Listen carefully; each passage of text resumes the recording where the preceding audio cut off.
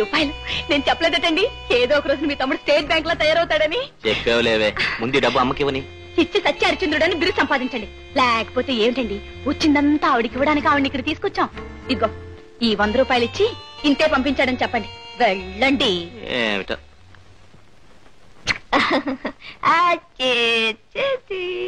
అమ్మా, ఇదిగోనమ్మా తమ్ముడు పంపించిన 100 రూపాయలు. ఏమిట్రా 100 పంపించాడా? అవునమ్మా, పాపం వాడికి నెల ఎన్ని ఖర్చులు వచ్చాయేమో, ఇంతే పంపించాడు. పోన్లేరా, ఎంత పంపిస్తే ఏముంది, నేనింకా బ్రతుకున్నానని వాడికి గుర్తుంది, అంతే చాలు. ఈ డబ్బు ఉంచమ్మా. ఇక్కడ నాకేం ఖర్చులుంటాయరా, దాంతో బాబుకి ఏమైనా కొను.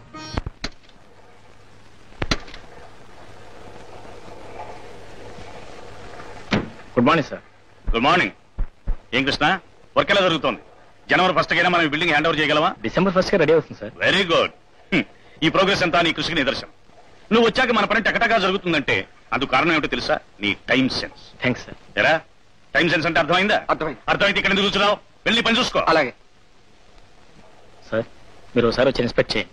నో, ఇన్స్పెక్ట్ చేయవలసింది అనుమానం ఉన్న చోట కానీ నమ్మకం ఉన్న చోట కాదు. I got full confidence in you. Am I correct, baby? You're not correct, Daddy. What? ఈయనకి పని అంటే ఎంత ప్రాణమైనా ఆ ప్రాణం నిలవడానికి కాస్త తిండి కూడా తినాలన్న విషయం మర్చిపోతున్నారు. I see. దీన్ని బట్టి నాకు 2 పాయింట్లు అర్థమవుతున్నాయి కృష్ణ. నువ్వు రాత్రింబగళ్ళు పనిచేసి నా బిజినెస్ డెవలప్ చేస్తున్నావు అనేది ఒకటి, అందుకోసం నువ్వు తిండి తిప్పలు మానేసి ఆరోగ్యం చెడగొట్టుకుంటున్నావు అనేది మరొకటి. లేదు సార్, నేను బాగానే తింటాను. అబద్ధం. నిన్న నేను పంపించిన టిఫిన్ తిన్నారా అసలు? అందుకని వాళ్ళు నేనే స్వయంగా తీసుకొచ్చాను. Am I right, Daddy? You are perfectly right. Mister Krishna, sir, ముందు టిఫిన్ తిను, తర్వాత పని చూసుకో. డ్రైవర్, టిఫిన్ బాక్స్ పట్టుకురా. Okay, bye.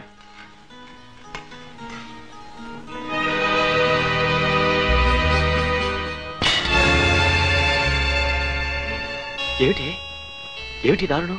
కారణం లేకుండా ఏ దారుణం చేయదండి సత్యవతి. మీ అమ్మ గనక ఈ కళ్ళద్దాలు పెట్టుకుంటే మనీ ఆర్డర్ ఫారం మీద ఎంత వచ్చింది ఏమిటని చూడదటండి. మీరు నిన్న 100 ఇచ్చేటప్పుడే 100 పంపించాడా అని సాగు తీసుకుంటూ మాట్లాడిందే. రేపొద్దున మనీ ఆర్డర్ ఫారం మీద అంకెలు కనపడితే ఇంకేమన్నా ఉందా? అందుకే ఉపాయం చేశాను. సత్యవతి, అయ్యో పాడుపిల్లి, బంగారం లాంటి కళ్ళద్దాలు కింద పడగొట్టింది అత్తయ్య. ఫోన్లేమ్మా, నువ్వేం చేస్తావు? అయ్యో, పగిలిపోయిన గాజు పెంకులు కాళ్ళ గుచ్చుకుంటే బాధ పెడతాయి. మీరేం బాధపడకండి అత్తయ్య, మీ అబ్బాయితో చెప్పి దీనికంటే మంచి కళ్ళజోడు బంగారం ఫ్రేమ్ తెప్పిస్తాను. సావిత్రమ్మ గారు. ఏమిటయ్యా? అమ్మగారి పేరా 1000 రూపాయలు మనీ ఆర్డర్ వచ్చిందండి. అమ్మ ఇంట్లో ఏదో పనిలో ఉంది, ఆ ఫారం ఇలా సంతకం పెట్టించుకొస్తా. ఎంత వచ్చింది? 1000 రూపాయలు. ఇదేమిటి, నువ్వు సంతకం చేస్తావా? అచ్చా అత్తయ్య సంతకం లాగే ప్రాక్టీస్ చేశాను. పోస్ట్ మ్యాన్ కూడా అనుమానం రాకుండా చేస్తాను చూడండి. వెళ్ళండి వెళ్ళండి.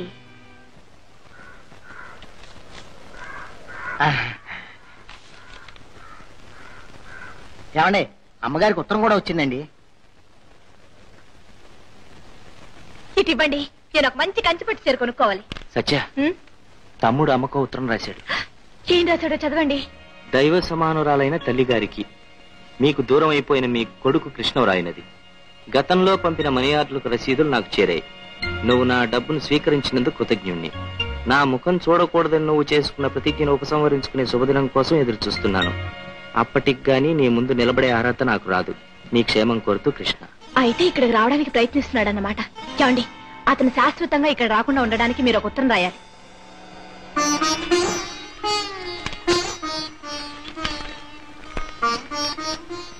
ప్రియమైన తమ్ముడికి, ఇక్కడంతా క్షేమం. నువ్వు మనీ ఆర్డర్ ద్వారా పంపుతున్న డబ్బు తీసుకోవడానికి అమ్మ ఎంత మాత్రం అంగీకరించడం లేదు. మన చదువుల గురించి నాన్నగారు చేసిన అప్పులకు ఆ డబ్బు జమ కట్టడం సమంజసమని నేను భావించి అలాగే చేస్తున్నాను. నాన్నగారి చావుకు నువ్వే కారణమన్న విషయాన్ని అమ్మ ఇంకా మర్చిపోలేకపోతోంది. షావుకర్ ఏమన్నాడండి? ఏమంటాడు? నాన్నగారు ఇదివరకే ఇంటిని తాకట్టు పెట్టారట. సరే అయితే ఓ 10,000 ఇమ్మన్నాను. తీర్చుకుంటే తీర్చుకుంటాం, లేకపోతే మీరే సొంతం చేసుకోండి అన్నాను. అందుకు అమ్మ సంతకం కావాలన్నాడు. ఇదిగో స్టాంప్ పేపర్లు కూడా తెచ్చాను. తెచ్చారు కదా, మీ అమ్మ సంతకం పెడుతుంది, మనం టీవీ కొంటాం. పదండి.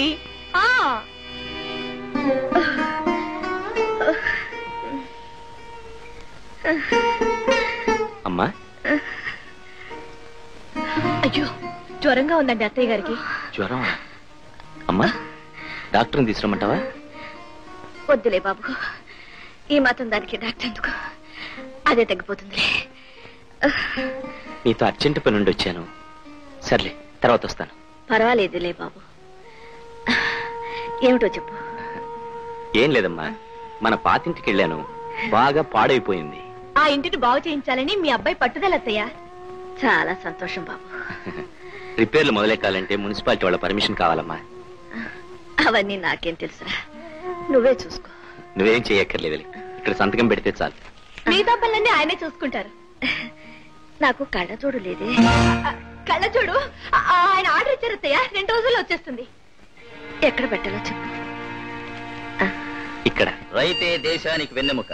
6వ పంచవర్ష ప్రణాళిక కాలంలో రైతాంగానికి ప్రభుత్వం అన్ని వసతులు కల్పిస్తోంది. ముఖ్యంగా ఎరువులు, విత్తనాలు సకాలంలో అందే ఏర్పాటు చేస్తోంది. అమ్మా, ఈ పాలు తాగండమ్మా. వద్దే, నా మాట వినండమ్మా. 2 రోజుల నుంచి పచ్చి మంచినీళ్ళైనా ముట్టుకోలేదు. ఈ పాలన్నా తాగండమ్మా.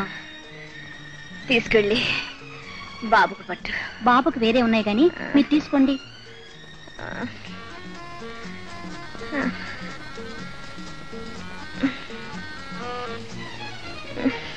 ఈ గీతం సంగీతం.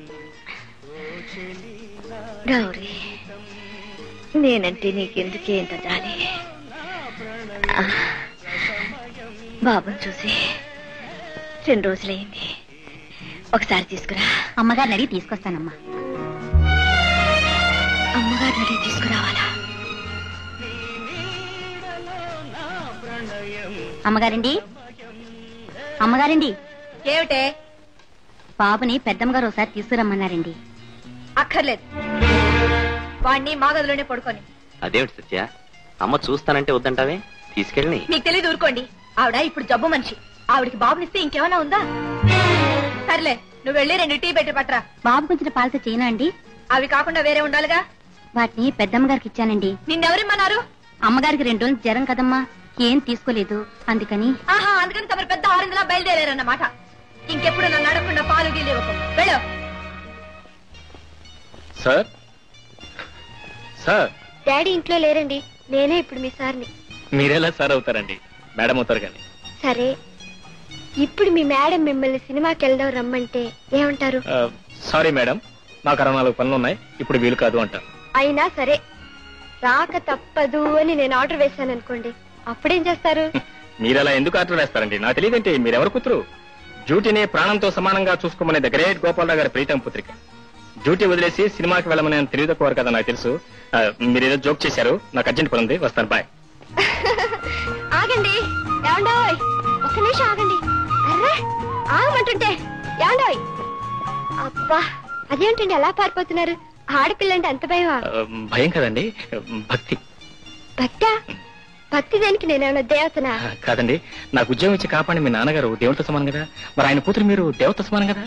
ఏమండి, నేను మీకు దగ్గర అవ్వాలని చూస్తున్న కొద్దీ మీరు దేవత గీవత అని చెప్పి దూరం చేసి పారిపోతున్నారు. అదేం లేదండి, కన్స్ట్రక్షన్ దగ్గర కొన్ని ఇన్స్ట్రక్షన్స్ ఇవ్వాలి, వస్తానంటే. అబద్ధం అన్నా అతికినట్టు ఉండాలండి.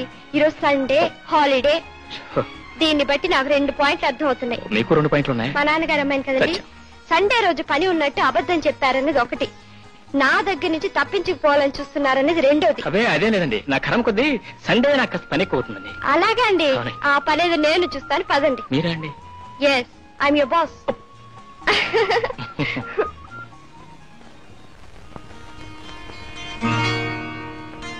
వాచ్మెన్, డాడీ వస్తే మేము కన్స్ట్రక్షన్ దగ్గరికి వెళ్ళామని చెప్పు. జీ మెయిన్ సాబ్.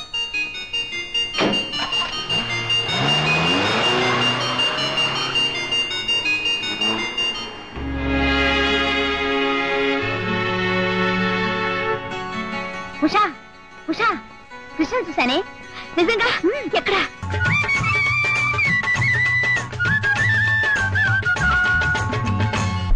గౌరీ, గౌరీ, ఎక్కడ తెచ్చావే? అదేమిటమ్మా, దానికి ఒంట్లో బాగాలేదని కౌరు పంపించిందిగా. అవును కదూ. అబ్బా, ఏమిటమ్మా, ఏమైంది? ఈ కాలుకి ఏం మాయరోగం వచ్చిందో గాని పొద్దున్న నుంచి ఒకటే బాధ, ఒకటే సలుపు. ఇప్పుడు ఇంటి పనంతా ఎలా చెయ్యాలి? అంట్లు తోమాలి, బట్టలు ఉతకాలి, వంట పని చెయ్యాలి. నేను చేస్తాలేమ్మా. వద్దత్తయ్యా, వద్దు. ఎవరైనా చూస్తే ఇంటి పనంతా మీకే అప్పచెప్పాననుకుంటారు. ఎలాగో చేసుకుంటారులేండి. అదేమిటమ్మా, మన ఇంట్లో పని మనం చేసుకోవడంలో తప్పే ఉంది. నేను చేస్తాలేమ్మా, నువ్వేం బాధపడకు.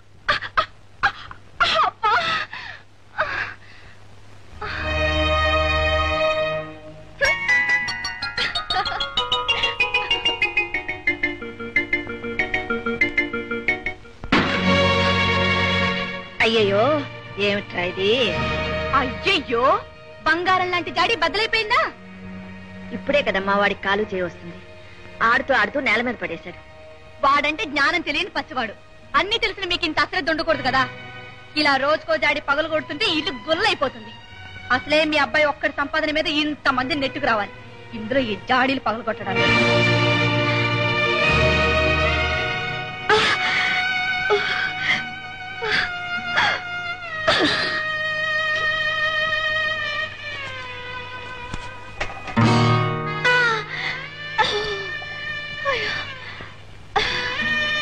సదరు సతీమణి ఎవరైనా సరే నిన్ను కాలు కింద పెట్టనివ్వదు.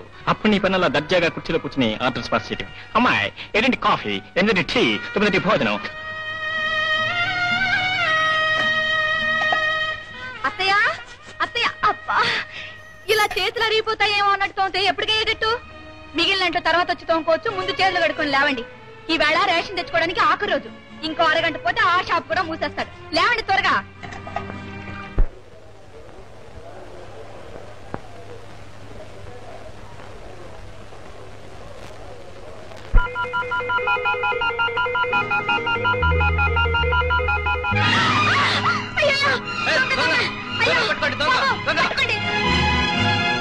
పగలే మీ చేతితో డబ్బు కొట్టేశాడు. మీరు కొంచెం జాగ్రత్తగా ఉండవలసిందమ్మా. ఏం బాబు, దొంగ దొరికాడా? ఇంకెక్కడ దొరుకుతాడమ్మా, పారిపోయాడు.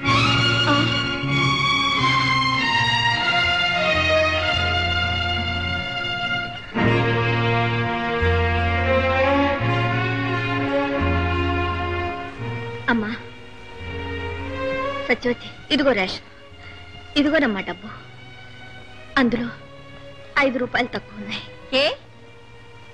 రేషన్ తీసుకొస్తుంటే దారిలో ఎవడో దొంగ విధవ చేతిలోంచి డబ్బు లాక్కుపోయాడు. చేతిలోంచి లాక్కుపోయాడా? అత్తయ్య గారు, అబద్ధం చెప్పినా అతికినట్టుండాలి. మీకెప్పుడైనా డబ్బు అవసరమైతే నన్నడే తీసుకోండి, అంతేగాని. ఏమిటి సత్య, ఏమైంది? ఏమిటంటే ఏం చెప్పమంటారండి? ఇంత వయసు వచ్చిన పెద్దవాళ్లే డబ్బు కకూర్తితో అబద్ధాలు చెప్తుంటే ఏం చెప్పమంటారు? లేదమ్మా, నిజమే చెప్తున్నానమ్మా. అబద్ధం ఆడలేదు. అత్తగారు, కంట తడిపెట్టినంత మాత్రాన అబద్ధం నిజంగా మారదు. ఏమిటమ్మా, నీ కోడల్ని డబ్బడగడానికి మొహమాటం అయితే నన్ను అడగచ్చుగా.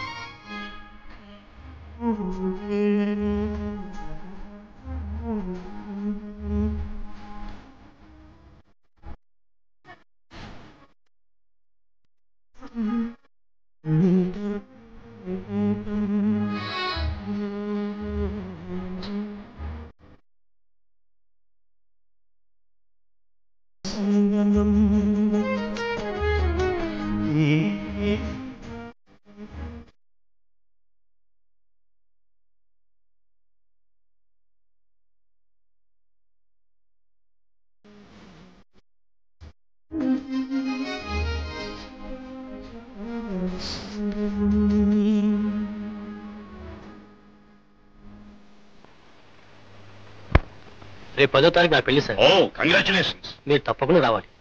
తప్పకుండా. నువ్వు ఇన్విటేషన్ పోస్ట్ లో పంపించకుండా స్వయంగా వచ్చిస్తున్నావంటే దీన్ని బట్టి నాకు 2 పాయింట్లు అర్థమవుతున్నాయి. నేను పెళ్లికి తప్పకుండా రావాలనేది ఒకటి, వచ్చి నీకు ఒక బహుమతి అంటే కనీసం ఒక వెండి లాంటి అయినా ప్రజెంట్ చేయాలనేది మరొకటి. ఏమంటావు? Good morning sir. Hello Krishna. Hello, how do you? మీరు ఇక్కడ పని చేస్తున్నారా? అవునండి. నన్ను పిలిచారట? అవునవును. ఇదిగో ఈ చెక్కు డ్రా చేసి మన పని వాళ్ళందరికీ జీతాలు పట్టుబడా చేయి. All right. ఆ పని చేయడానికి నేను ఉన్నాను కదా. ఈ రోజు నుంచి ఆ పని కూడా కృష్ణే చేస్తాడు. కృష్ణ, సార్. పెద్ద మొత్తం డ్రా చేస్తున్నావు, బీ కేర్ఫుల్. Sure sir. చేతిలో డబ్బు ఉన్నప్పుడు, ఒంట్లో జబ్బు ఉన్నప్పుడు మనిషి చాలా జాగ్రత్తగా ఉండాలి. అండర్స్టాండ్? డాడీ, నేను కూడా ఆ కార్లోనే వెళ్ళి ఆయన బ్యాంక్ పని అవగానే మా ఫ్రెండ్ ఇంట్లో డ్రాప్ అవుతాను. Okay, go ahead. వస్తామండి. ఇన్స్పెక్టర్, మా కృష్ణ మీకు ఎలా తెలుసు? అతనికి నాకు దొంగకు పోలీసుకున్న సంబంధం ఉంది. You mean? మునిపోసారి 6 నెలలు జైల్లో ఉన్నాలేండి. ఏ నేరం మీద? డబ్బు దొంగిలించి పట్టుబడ్డాడు. సార్, మీరు దాని గురించి సీరియస్ గా తీసుకోకండి. తర్వాత మనిషి మారొచ్చు, మంచివాడు అయ్యుండొచ్చు. వస్తాను సార్.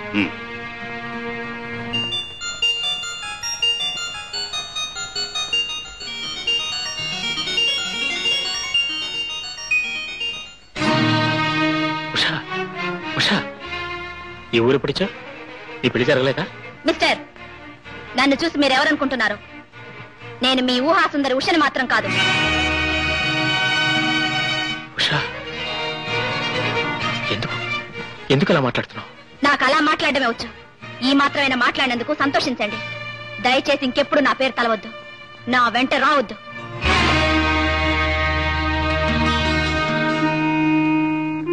ఎవరా అమ్మాయి? ఉషా అని. మీకు తెలుసా?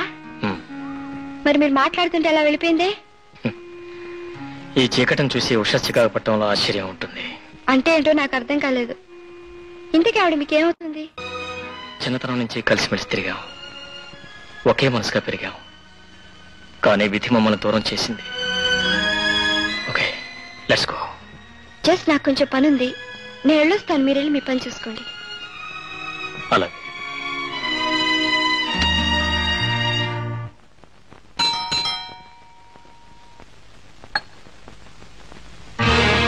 మీరా? అవును, నేనే. నా పేరు సంధ్య. పేరు తెలియదు కానీ మీరు తెలుసు. ఇంటికి వచ్చిన వాళ్ళని వాకిట్లోనే నిలబెట్టి మాట్లాడటం మీ సంప్రదాయమా? ఓ, ఐఎమ్ సారీ. రండి. నేను మీతో ఓ విషయం మాట్లాడాలని వచ్చాను. కృష్ణన్ గురించేనా? నాకు మీకు మధ్యన ఉన్నది కృష్ణేగా. పొరపాటు. మన మధ్యన లేడు, మీ పక్కన ఉన్నాడు. నిజమే, కానీ మీరు అపోహపడుతున్నారు. నేనేమి అపోహపడలేదు. మీరు ఆడిన ఆట, పాడిన పాట అన్నీ చూశాను. ఇది నా దురదృష్టం అని సరిపెట్టుకుంటున్న సమయంలో మీరొచ్చి మీ ప్రేమాయణం వినిపించటం మీ సంస్కారం అనుకోనా? నా గుండెలోని ప్రేమను గొంతులో పలికిస్తే ఆ పాట మీరు విన్నారు. కానీ నా పాటలో కృష్ణ గొంతు కలపలేదు, నాతో మనసు కలపలేదు. అంటే కృష్ణ మిమ్మల్ని ప్రేమించడం లేదా? లేదండి. ఆకాశంలోని చందమామ అందంగా కనిపిస్తే సముద్రంలోని అలలాగా నేనెగిరానే తప్ప ఆ చందమామ నా చేతికి అందలేదు. మీరే అతని మనసంతా నిండిపోవడం వల్ల అందులోకి నేను ప్రవేశించలేకపోయాను. కృష్ణ మీ గురించి, మీ ప్రేమను గురించి అంతా చెప్పాడు. క్షమించండి, మిమ్మల్ని అపార్థం చేసుకున్నాను. ఇందులో క్షమించడానికే ఉందండి. విడిపోయిన మీ ఇద్దరిని కలపడానికే వచ్చాను గాని కలిసిన మీ మనసుని విడదీయడానికి రాలేదు. వాట్ బ్రదర్, కూలీలకి జీతాలు ఇచ్చే వరకు వచ్చావు అన్నమాట. రేపు నీ జీతం కూడా నా చేతి మీదగానే ఇవ్వాల్సి రావచ్చు. వెళ్ళి నీ పని చూసుకో.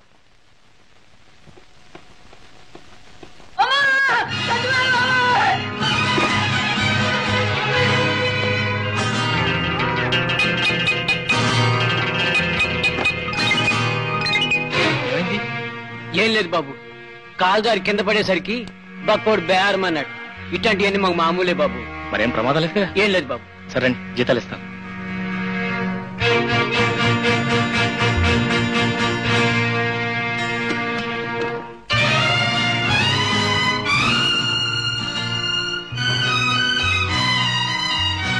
ఇందులో డబ్బు ఉండాలి. డబ్బా? ఎంత బాబు? 30,000. అయ్యో బాబోయ్, అయితే ఎవరో కొట్టేశారనమాట. అయ్యారు వచ్చారు, పదండి రా, పదండి పదండి. దండాలు బాబు. ఈ బట్వాడ జరిగిందా?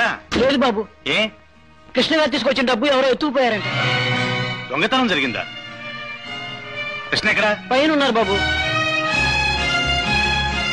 వాట్ మిస్ కృష్ణ, డబ్బు దొంగతనం జరిగిందా? అవును సార్, నేను డబ్బు ఇక్కడ పెట్టి అక్కడ ఎవరో పడితే చూడటానికి వెళ్ళాను. తిరిగి వచ్చేలోగా డబ్బు ఎవరో కొట్టేశారు. ఒక్కసారిగా 30,000 చేతికొచ్చేసరికి నీ అసలు రంగు బయటపడిందన్నమాట.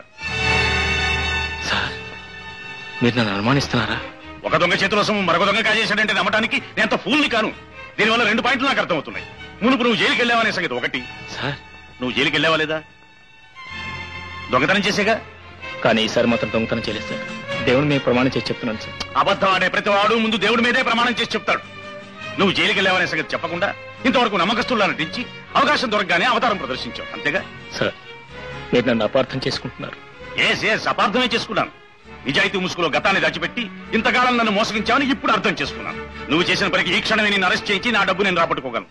కానీ నా కూతురు ప్రాణం కాపాడినందుకు కృతజ్ఞతగా ఆ పని చేయలేకపోతున్నాను. లుక్ హియర్, నీకు 24 గంటలు టైం ఇస్తున్నాను. దొంగ నాటకాలు కట్టిపెట్టి మర్యాదగా నా డబ్బు తీసుకొచ్చి నాకు ఇవ్వు, లేదా నీకు మళ్ళీ జైలు తప్పదు. అండర్స్టాండ్? 300 రూపాయలతో 300 రూపాయలు ఎలా గెలుచుకోవాలో నేర్తాను. 100. నాది 100. డ్రాప్. బ్లైండ్ 500. ఏంటి బ్రో బ్లైండ్ చాలా జోరుగా ఆడుతున్నావు? బ్లైండ్ ఆడటానికి దమ్ములు కావాలి బ్రదర్, దమ్ములు కావాలి. దొంగతనం చేయడానికి కూడా దమ్ములు కావాలి బ్రదర్, దమ్ములు కావాలి. ఏ మిస్టర్, ఎవరు ఏం మాట్లాడుతున్నావు తెలుసా? బ్రీఫ్ కేసులో డబ్బు మాయమై క్లబ్ టేబుల్ మీద వెలిసింది. Shut up. What do you mean? I mean ఇదిగోండి సార్ మీ డబ్బు. దీన్ని కాజేసింది ఇతను. ఎరా నిజమేనా? అవును మావయ్య. దూర బంధువు అనే అభిమానంతో అన్నం పెట్టి ఆశ్రయం ఇచ్చినందుకు నా డబ్బే కాజేస్తావు రాస్ కౌంటర్. నన్ను క్షమించు మావయ్య. నమ్మక ద్రోహులకి నా దగ్గర క్షమాపణ దొరకదరా? Get out, get out, get out.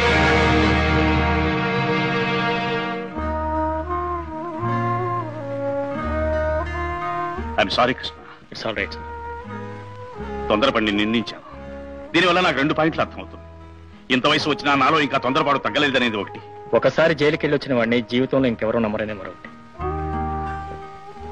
Take it easy my boy, take it easy. Baby, కృష్ణని అపార్థం చేసుకుని ఏవేవో అని అతను అనవసరంగా బాధ పెట్టానమ్మా. సార్, నా నిజాయితీని నమ్మి మీరు నాకు ఉద్యోగం ఇచ్చారు.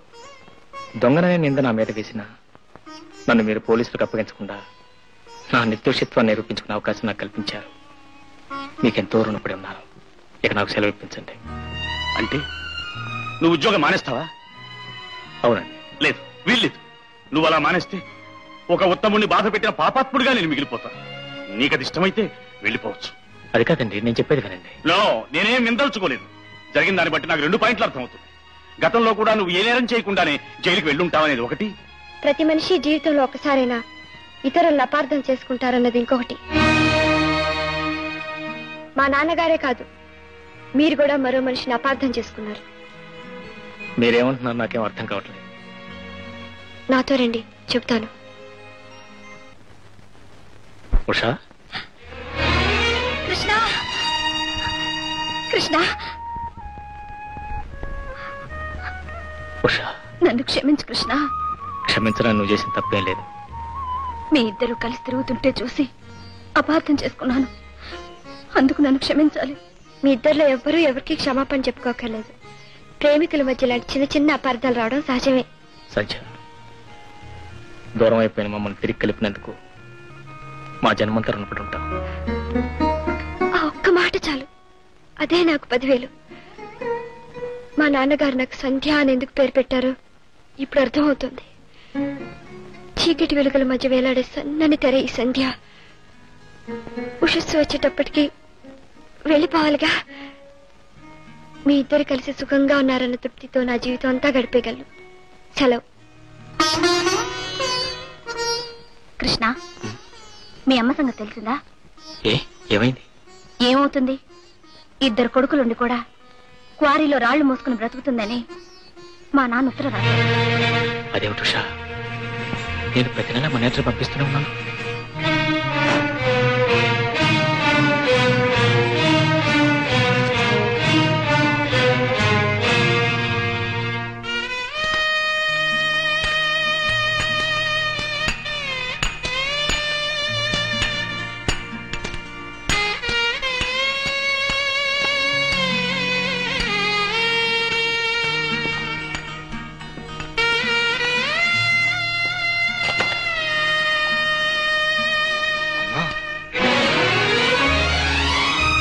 అమ్మా బాబు అమ్మా బాబు అమ్మా బాబు నేను ఇలా చెప్పాను. నేను ఇంకా బ్రతికేవరది, నేను ఇంకా బ్రతికున్నది ఎందుకేనమ్మా? కృష్ణ, ఇన్నాళ్ళకైనా అమ్మను వెతుక్కుంటూ వచ్చావు, సంతోషం. అసలు ఇదంతా ఎలా జరిగిందో చెప్తాను రా. మీ అమ్మగారిని మోసం చేసి మీ అన్నయ్య మా అయ్యగారి దగ్గర తాకట్టు పెట్టిన ఈ ఇంటిని మీరు విడిపించుకొని మీ వంశగౌరవాన్ని నిలబెట్టుకున్నారు బాబు. ఇవిగోండి తాళాలు.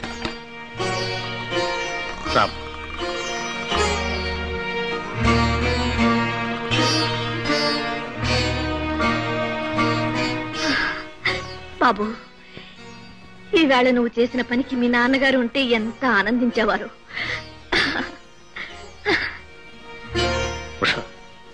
ఇది పట్టుకుని నేను ఇప్పుడే వస్తాను.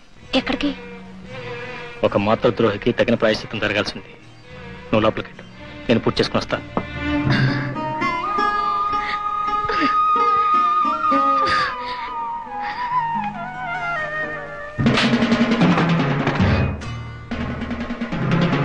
నువ్వా తమ్ముడు? రండి మరిది గారు, రండి.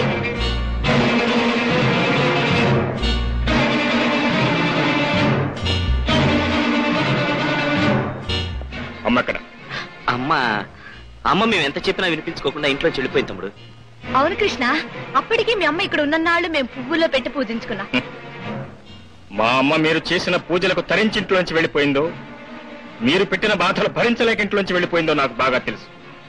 నిజాలు అమ్మ సమక్షంలో నీతోనే చెప్పిస్తాను రా. ఆయన ఎందుకు రావాలి? ఆయన రారు. రాకపోతే పిచ్చి కుక్కను ఇచ్చుకెళ్ళినట్టు ఇచ్చుకెళ్తాను రా. దొంగతనం చేసి ఇంటి పరువు తీసిన చాలక ఏమిటా దబాయింపు? పరువు, ప్రతిష్ట, వాటిని గురించి మాట్లాడే అర్హత కూడా ఉందా మీకు? నేను అహోరాత్రులు కష్టపడి మా అమ్మకు పంపిన డబ్బుని దొంగ సంతకాలు పెట్టి కాచేసింది మీరు కదూ. మీ స్వార్థం కోసం మా అమ్మను మభ్యపెట్టి తరతరాలుగా వస్తున్న ఈ ఇంటిని తాకట్టు పెట్టింది మీరు కదూ. కన్న బిడ్డల రెక్కల మాటను తలదాచుకోవాల్సిన కన్న తల్లిని పని మనిషి కంటే హీనంగా చూసింది మీరు కదూ. వీటన్నిటికీ క్షమాపణ చెప్పుకోవాల్సింది నువ్వు రా. పోలీసులు పిలవండి. పిలవండి. నువ్వు చేసిన ఈ దొంగ సంతకాల సంగతి కూడా తేలిపోతుంది. రా. ఏమిటి దౌర్జన్యం? ఆయన వదులు. మర్యాదగా నువ్వు తప్పుకో. వదులుతావా లేదా?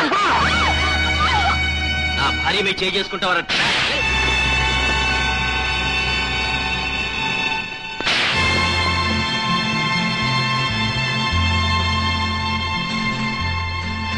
కళ్ళు పొరలు గమ్మేరా.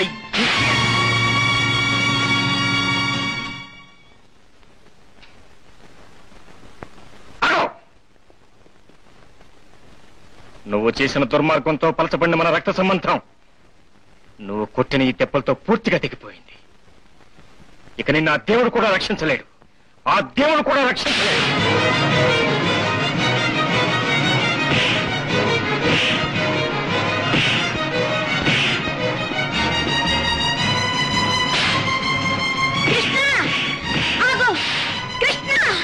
లేదమ్మా, వీడిని ఊరికే వదలకూడదు. అబద్ధాల నిన్ను నాకు దూరం చేశాడు. వీడి రక్తం కళ్ళ చూస్తూనే కానీ నా కోపం చల్లారు. నువ్వు తప్పుకోమా.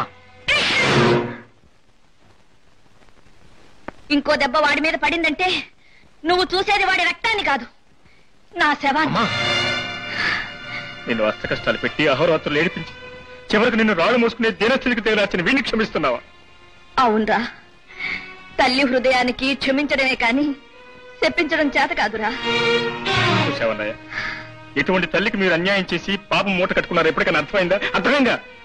చంద్రం, నిజం చెప్పాలంటే కృష్ణ నిర్దోషి. చెప్పని బాబు, నిజం చెప్పని. అప్పుడు కానీ నా మనసుకు తృప్తి ఉండదు, మీ నాన్నగారు ఆత్మకి శాంతి ఉండదు. మీరందరూ అనుకున్నట్టు వీడు దొంగ కాదు. గత్యంతరం లేని పరిస్థితుల్లో నీ ఉద్యోగం కోసం మీ నాన్నగారు చేసిన దొంగతనాన్ని వీడి నెత్తి మీద వేసుకుని జైలుకు వెళ్ళాడు.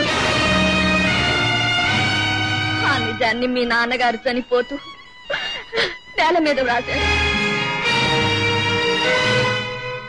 ఈ విషయం మీకు తెలిస్తే ఆయన అసహించుకుని ఆయన ఆత్మకు శాంతి లేకుండా చేస్తారేమోనన్న భయంతో ఇన్నాళ్ళు నా గుండెల్లోనే దాచుకున్నాను.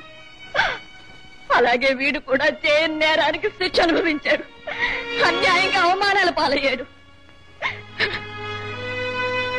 కృష్ణ, నిన్న అపార్థం చేసుకున్నందుకు, అమ్మ పట్ల అమానుషంగా ప్రవర్తించినందుకు సిగ్గుపడుతున్నాను. నన్ను క్షమించు తమ్ముడు. క్షమించాల్సింది నేను కాదు, అమ్మ. అడుగు. అమ్మా. చంద్రు, లేనాయనా, మీ అన్నదమ్ములిద్దరు ఒకరినొకరు అర్థం చేసుకున్నందుకు చాలా ఆనందంగా ఉంది బాబు. అమ్మా, అమ్మా, దీనికంతటికీ కారణం అది. దాన్ని నన్ను బొమ్మని చేసి ఆడించావు. ఆగరా, ఆగు. ఏమిట్రా ఇది? తప్పంతా దాందే అయినట్టు. అవునన్నయ్య, వదిన సంగతి నువ్వు ముందే తెలుసుకుని ఉండాల్సింది. లేమ్మా, లే. తప్పులు చేయడం మానవ సహజం. పశ్చాత్తాపానికి మించిన పరిహారం లేదు. ఊరుకోమ్మా.